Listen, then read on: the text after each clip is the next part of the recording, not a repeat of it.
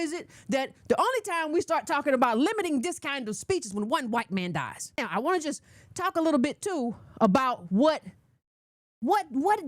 do we know about hate speech and the First Amendment? Because everybody's talking about, well, you shouldn't say that and you don't say that and you do that.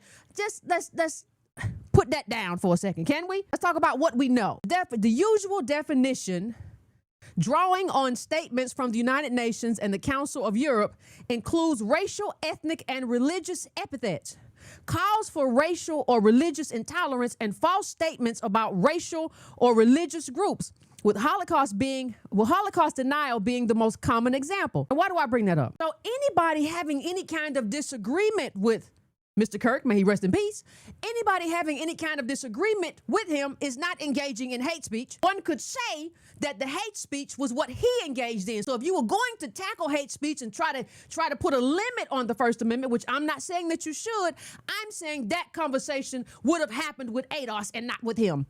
We're not supposed to be having this conversation about a white man who was a part of a majority group with a $100 million budget, who was gunned down by somebody who will be spending the jail in the rest of their life, or getting the electric chair, the needle, or whatever the case may be. That is horrific.